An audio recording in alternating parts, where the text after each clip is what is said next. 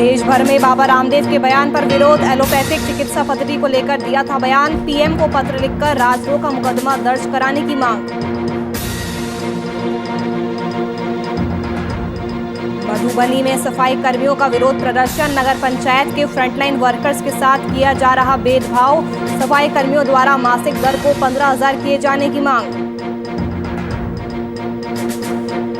दुमका में कोरोना मरीजों की संख्या में आई कमी। स्वास्थ्य सुरक्षा सप्ताह 10 जून तक बढ़ा। कई दुकानों को खोलने की इजाजत।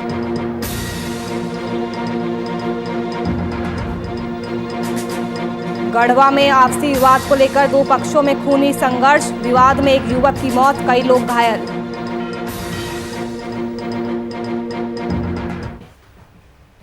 नमस्कार, वीआईपी न्यूज देख रहे हैं आप। मैं आपके साथ नुपुर सक्सेना। रुक करते हैं खबरों की ओर। पंचायत मामले में कैबिनेट के फैसले पर आरजेडी ने नीतीश कुमार पर निशाना साधा है। पूर्व मंत्री विजय प्रकाश यादव ने कहा कि नीतीश कुमार ने गांधी जी के सपनों को खत्म कर दिया है। 16 साल सत्ता पर रहने से मन नहीं भरा है तो अब पंचायत की ठेकेदारी कर रहे हैं। ये फैसला दुर्भाग्यपूर्ण है।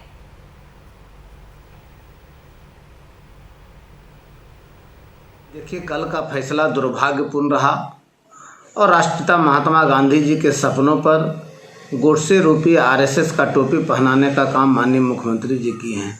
माननीय मुख्यमंत्री जी राज्य के ठेकेदारी 16 वर्षों से लगातार कर ही रहे थे, मन नहीं भरा, जिसके कारण अब महात्मा गांधी के सपनों को चूर करते हुए वह पंचायतों का ठेका लेना चाहते हैं, जो कि दुर्भाग्यपूर्ण है। आज का दिन काला दिवस के रूप में मनाया जा सकता है, क्योंकि लोकतंत्र का हत्या माननीय नीतीश कुमार जी के हाथों एक बार फिर होने।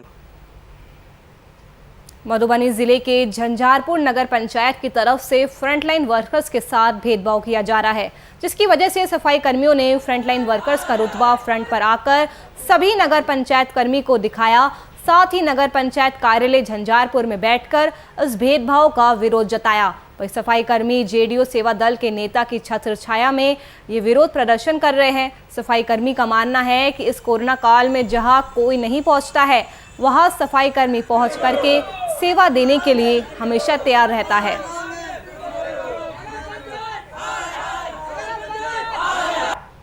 सबसे पहले जिस सफाई कर्मी को माननीय नरेंद्र मोदी के द्वारा, प्रधानमंत्री जी, माननीय मुख्यमंत्री नीतीश कुमार जी के द्वारा कोरोना वॉरियर घोषित किया जा चुका है, उनके साथ मैनेजर अभद्रता करता है। जो दब जाता है, जो कम वेतन में मान जाता है, उन लोगों को काम दिया जाता है, बाकी लोग कहता है हम अपने चॉइस से बुलाएंगे। इन लोग को हटाया भी नहीं गया है कि मान लीजिए आप लोग काम नहीं कीजिए, बोले जब तक जांच हो रहा है तब तक आप लोग काम कीजिए, जांच में जो आएगा वो चीज़ आप लोग को स्थिति स्पष्ट कर दिया जाएगा, या एजेंसी मतलब जांच में गलत पकड़ाएगा तो उसको भी हटा दिया जाएगा।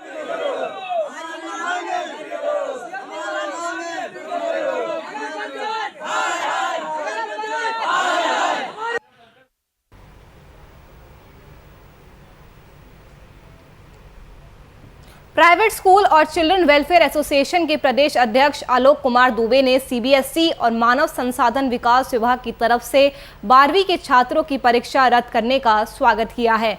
वहीं प्रदेश अध्यक्ष आलोक कुमार दुबे ने कहा है कि पिछले 6 महीनों से एसोसिएशन छात्रों की सुरक्षा के लिए लगातार भारत सरकार के शिक्षा मंत्री और सीबीएसई के पदाधिकारियों से 12वीं की परीक्षा रद्द करने की मांग करता आ रहा है और अब सीबीएसई का ये फैसला पिछले 15 महीनों से मानसिक तौर पर बीमार छात्रों के लिए संतोषजनक है।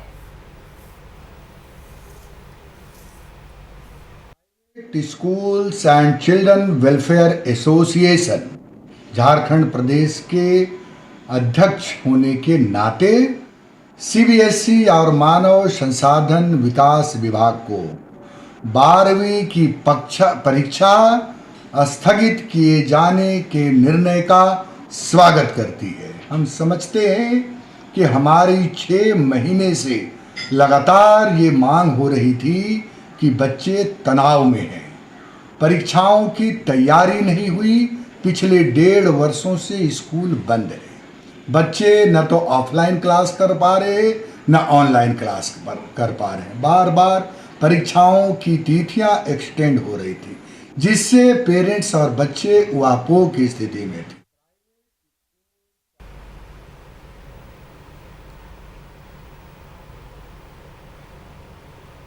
कोरोना काल में एलोपैथिक चिकित्सा पद्धति को लेकर दिए गए योग गुरु बाबा रामदेव के बयानों के बाद विवाद शुरू हो गया है, जिसे लेकर देश भर में आईएमए की तरफ से लगातार बाबा रामदेव के बयान पर कड़ा विरोध जताया जा रहा है। यहां तक कि प्रधानमंत्री नरेंद्र मोदी को पत्र लिखकर योग गुरु के खिलाफ राजद्रोह का केस चलाने जैसी कड़ी कार्रवाई की मांग भी की जा रही है। वहीं भागलपुर के मायागंज अस्पताल के मेडिसिन विभाग में आयोजित प्रेस कॉन्फ्रेंस के दौरान आईएमए के चिकित्सक डॉक्टर हेमशंकर शर्मा ने योग गुरु रामदेव पर जमकर प्रहार किया है।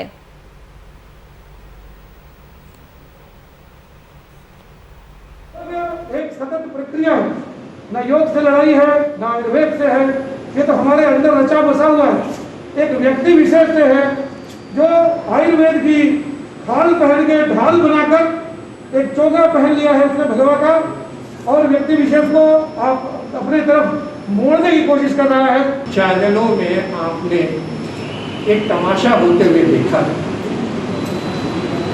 अभी तक हम लोग बड़े स्पष्ट रूप से आपसे बात कर रहे हैं और आप इससे सहमत भी होंगे कि पिछले वर्ष मार्च 2020 से हम लोग एक वैश्विक महामारी से जूझ रहे हैं, लड़ रहे हैं, जाने दे रहे हैं, कुछ सफलता भी प्राप्त कर।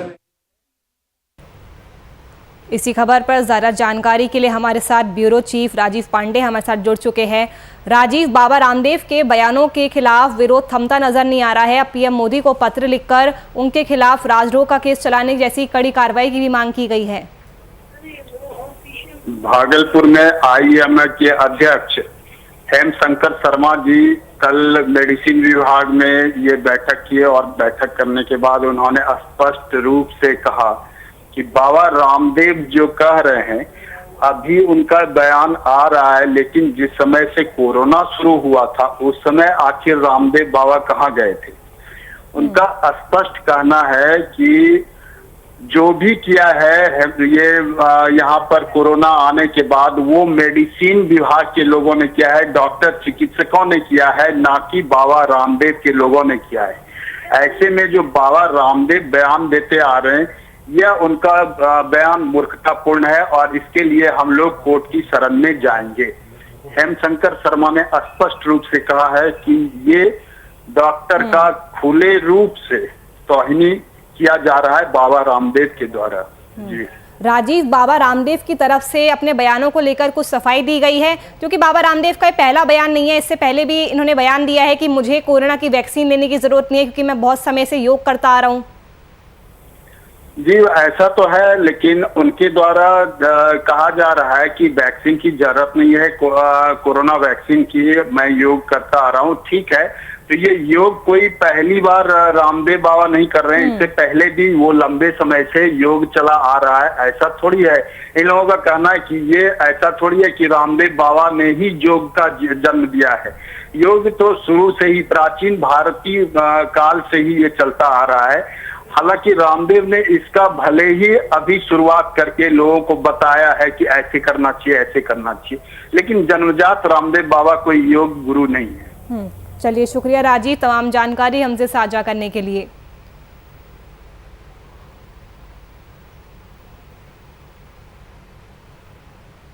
राजधानी के आलमगंज थाना क्षेत्र में सालों पुराना विशाल पेड़ तेज आंधी चलने के कारण जड़ से ही उखड़ गया। विशाल बरगद के गिरते पेड़ देख स्थानीय लोगों में भगदड़ मच गई और आनन फानन में आसपास के सभी लोग अपना घर छोड़कर भागने लगे।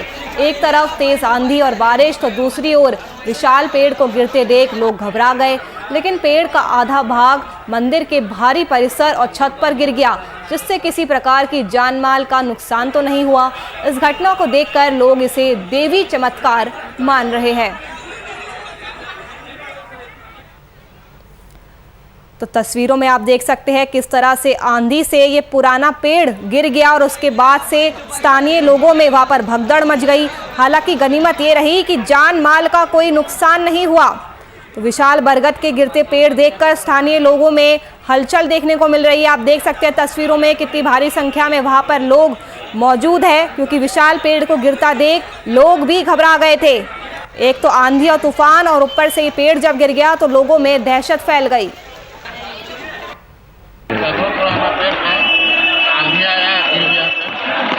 बहुत पुराना पेड़ था, यहाँ जागृति था बनने। कहाँ पे ये पेड़ गिरा था? बड़ी पड़ोस मंदिर के पास। कितने साल पुराना ये पेड़ रहा है? 300 बरस पहले। शेखपुरा जिला प्रशासन के निर्देश पर शेखपुरा पुलिस ने चांदनी चौक के पास लॉकडाउन के नियमों का पालन कराया। इसके साथ ही फुटपाथ पर अतिक्रमण किए दुकानदारों को दुकान हटाने का निर्देश दिया गया है। साथ ही अतिक्रमित जगह को अतिक्रमण मुक्त करवाया जा रहा है। गौरतलब है कि संक्रमण को देखते हुए बिहार सरकार के निर्देश पर 2 जून से 8 जून तक लॉकडाउन का विस्तार किया गया है, जिसमें कई छूट भी प्रदान किए गए हैं, जिसके निर्देश को अनुपालन कराने को लेकर सुबह से ही पुलिस प्रशासन चांदनी चौक में अभियान चला रहा है।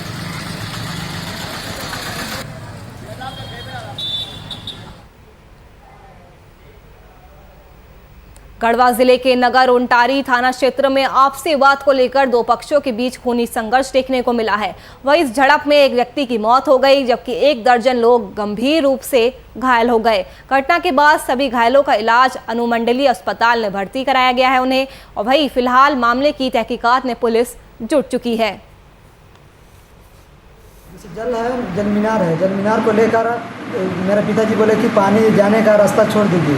नदी पहले से पानी था तो उन लोग मट्टी भर रहा था, इसी में बोले कि नहीं तुम लोग बड़का बन रहे हो, पानी इधर कहाँ जाएगा, ऐसे से बोल के लोग डायरेक्ट मारपीट करने लगा। इधर दक्षिण साइड में रोड है और उत्तर साइड में नदी था, हम लोग का खेत में से जाता था। गढ़वा नगर उंटारी थाना अंतर्गत एक गाँव है, जहाँ पर दिनांक 1/6/2021 को संध्या करीब 6-7 बजे वहाँ के मुखिया सोहन उराव और उनके चाचा महावीर उराव के बीच पानी के बहाने को लेकर विवाद हुआ था, जिसमें दोनों पक्ष में मारपीट हुई है। मारपीट में दोनों पक्ष के ओर से लोग घायल हुए हैं और जिनका इलाज अभी नगर उंटारी अनुमंडल अस्पताल में किया जा रहा है।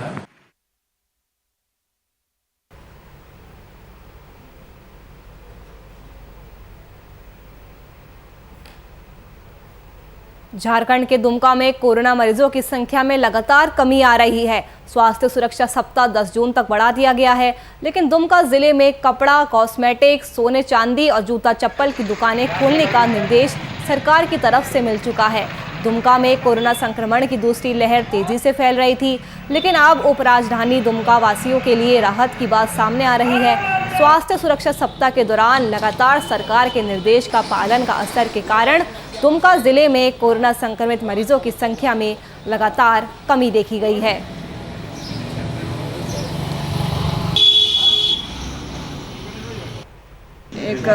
कई तरीके के जो कार्य किए गए सरकार के द्वारा, प्रशासन के द्वारा, और सबसे महत्वपूर्ण बात है जो जनता जागरूक हुआ और लॉकडाउन का इम्प्लीमेंट करने में जिस तरीके से जनता का सहयोग मिल रहा है, कोविड कंट्रोल करने में जनप्रतिनिधि, मीडिया के मेंबर्स और हर एक कम्युनिटी से जिस तरीके से सपोर्ट मिल रहा है, आई थिंक ये एक पब्लिक हेल्थ इशू है और इसमें हर एक का कंट्रीब्यूशन महत्वपूर्ण हो जाता है। तो हमारे जो सैम्पलिंग और टेस्टिंग का ड्राइव चलाया जा रहा है, जिस तरीके से अस्पतालों को एस्टैब्लिश किया गया, ऑक्सीजन युक्त बेड्स की संख्या को बढ़ा।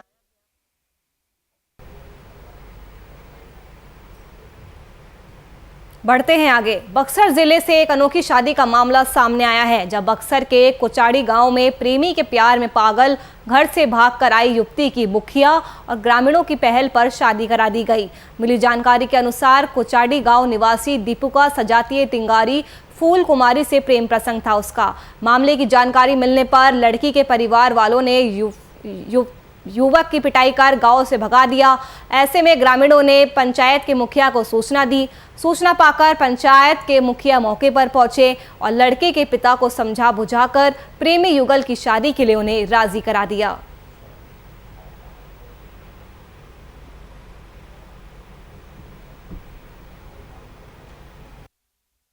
वैसे तो मैं इनसे 5 साल से करीब संपर्क में आप संपर्क है। नहीं तो ऐसे सब कोई खुश था वहाँ पर, मेरे यहाँ पर भी मेरे माँ बाप सब खुश थे। लेकिन वहाँ पर इनका भी माँ बाप सब खुश थे, लेकिन एक छोटा सा भाई था वैसे ऐसे बोल रहा मरना, वो भी लोग शादी करने के लिए तैयार थे। अच्छा, ये भी राजी थी, हम भी राजी, हम लोग दोनों पर व्यक्ति खुश थे। शादी कहाँ हुआ? दादू को चढ़िया हुआ है आपके घर में? अब मेरे घर है। अच्छा, क्या आगे तक सफल रहेगा? सफल है। था कि लड़का का ननिहाल में ही रहता था। हाँ। और मकुंद डेरा उसका ननिहाल है। हाँ। और इस बच्ची भी वहीं की है। हाँ। और उसी बच्ची से और इससे अपना प्यार मोहब्बत हो गया। वहाँ से हुआ चला अपना मौसी के यहाँ। और मौसी के यहाँ से वो लोग सोचे कि कहाँ चली गई लड़की, तो जाके पता लगा कि अपनी मौसी के पास है। वहाँ से कोई साड़ी लाया गया, वहाँ से इसके पिताजी आए, वहाँ के मुखिया जी आए, सब लोग आया और यहाँ पर ही तय हुआ कि ठीक है भाई, जब लड़का लड़की राजी है तो शादी हो जाए। मतलब कितने दिनों से सब मतलब क्या हुआ है पूरा विस्तृत थोड़ा बताइए। 5 साल से। 5 साल से मतलब आप लोग घर वाले का कोई ऐतराज़ था इसमें? नहीं, मेरा छोटा भाई है। अच्छा, अभी तक हिम्मत है कि आगे तक अपना यहाँ पर अपना संभाल कर लेकर चलिएगा आप ये रिश्ता? कहाँ है आपका? कहाँ मायके है आपका? मायके कहाँ पड़ेगा? अच्छा, क्या नाम पड़ेगा आपका? फूलकुमारी।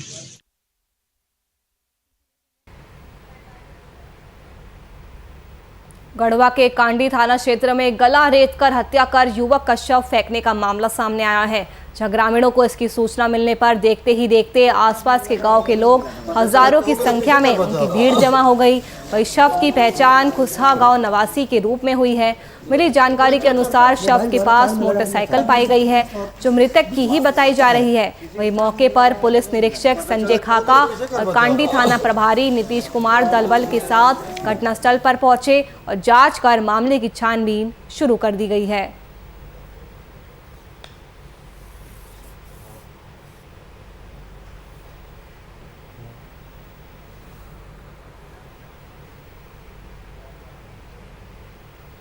रांची जिले के इटकी ब्लॉक स्टेट आरोग्यशाला में करोड़ों रुपए की एक्सपायरी दवाई पाने से प्रशासन में हड़कंप मच गया। आपको बता दें कि मांडेर विधायक बंधु तिर्की ने आरोग्यशाला का निरीक्षण किया, जहां करोड़ों रुपए की मलेरिया टीबी की दवाई एक्सपायर देख उनके होश उड़ गए।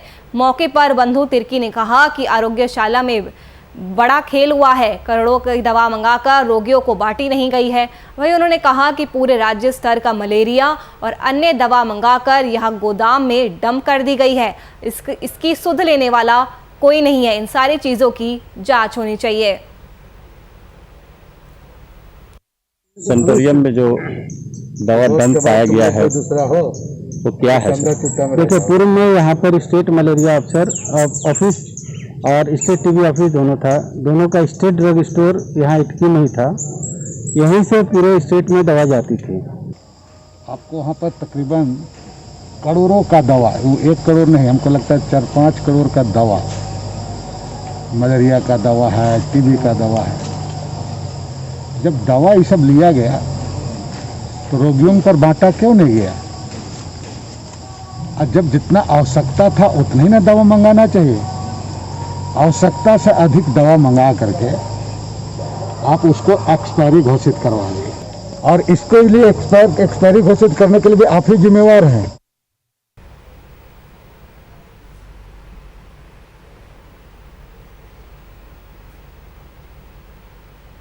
बाबा रामदेव के द्वारा एलोपैथिक चिकित्सा पर विवादित बयान देने पर देश और राज्य भर के डॉक्टर काला बिल्ला लगाकर कार्य कर रहे हैं। वही डॉक्टरों के समर्थन में सीपीआई माले ने भी बाबा रामदेव के खिलाफ मोर्चा खोल दिया है। इसी को लेकर रांची सदर अस्पताल परिसर में डॉक्टर हाथों में तख्ती लेकर उन्होंने विरोध जताया। इस दौरान सीपीआई माले नेता भुवनेश्वर केवट ने बाबा रामदेव की जमकर आलोचना की है। उन्होंने कहा है कि जब एलोपैथी चिकित्सा पद्धति पर विश्वास नहीं है तो क्यों बीमार पड़ने पर एलोपैथी पद्धति से इलाज करवाते हैं। साथ ही उन्होंने इस आंदोलन में डॉक्टरों के साथ खड़े रहने की बात कही है।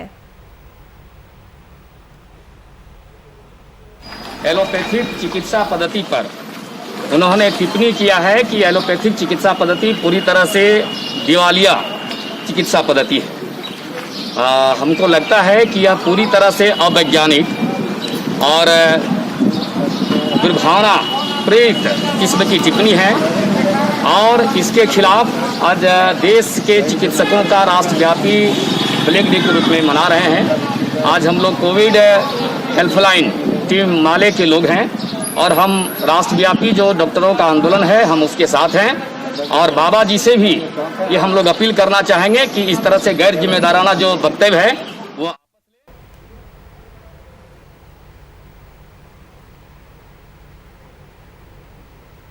उत्तर प्रदेश के मऊ जिले में जिलाधिकारी कार्यालय के बाहर करनी सेना धरना दे रही है। आपको बता दें कि करनी सेना भारत के मंडल अध्यक्ष कुंवर देवेंद्र सिंह परिहार सहित 2 कार्यकर्ताओं को प्रशासन ने गिरफ्तार कर जेल भेज दिया है।